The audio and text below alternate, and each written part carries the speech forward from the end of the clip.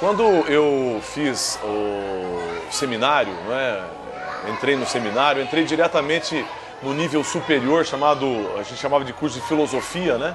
Eu nunca, na verdade eu não estudei no IDESA, né? Eu estudei no Seminário Diocesano Santo Antônio, que tem uma história muito similar, muito próxima ao do colégio. Porque, na verdade, o IDESA foi criado em 1910, juntamente com o Seminário Diocesano, né? Então eu tenho um orgulho de poder ter estudado no Seminário Diocesano, onde eu fiquei por 6 anos, né?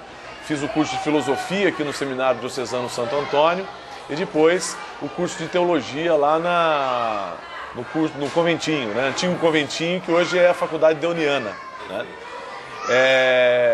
As boas recordações que eu tenho também do IDESA é que eu fui professor aqui. Na verdade, o seminário fez parte da minha vida, né? Fez parte de um momento da minha vida, né? E conforme as coisas iam mudando, né? O processo ia acontecendo, as opções iam se renovando, né? Muitos continuaram a carreira e ingressaram na carreira sacerdotal, outros não, preferiram ter uma outra opção, fizeram outra opção de vida.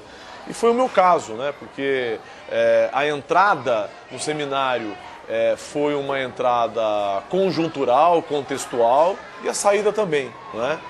O Mauro que entrou em 1984 não era o mesmo Mauro que saiu, né, em 1991, 92, né? Mas enfim, o seminário diocesano foi importante porque, a relação entre o IDESA e o seminário é importante porque muitos seminaristas cursavam o seminário menor, ou cursaram o chamado seminário menor aqui no IDESA, não é? E fizeram inclusive faziam um curso do magistério aqui, se formavam professores e depois ingressavam num curso de filosofia. Então o IDESA contribuiu muito na formação, não é, de muitos padres que hoje estão atuando nas paróquias, comunidades e pastorais. De outro lado, a minha atuação diretamente no IDESA foi como professor. Quando eu saí do seminário, eu era habilitado para dar aula, porque eu fiz um curso de filosofia, eu fiz uma licenciatura, não é? E a licenciatura, ela habilita, né, o candidato a lecionar, a dar aula. E por isso, esse pré-requisito, esse requisito me possibilitou a ingressar como professor aqui no IDESA. E é importante a gente lembrar isso, eu me lembrar disso, porque foi a primeira escola que eu dei aula, não é? Isso me faz relembrar momentos importantes.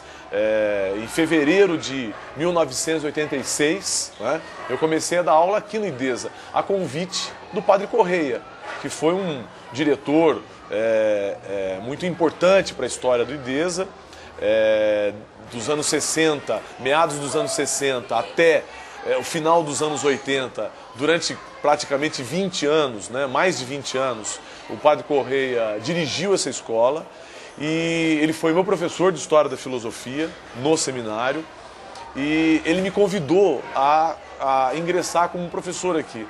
E ingressei dando aula de História, Filosofia, Educação Moral e Cívica, o SPB, eram essas disciplinas que o Padre Correia me sugeriu aqui no IDESA.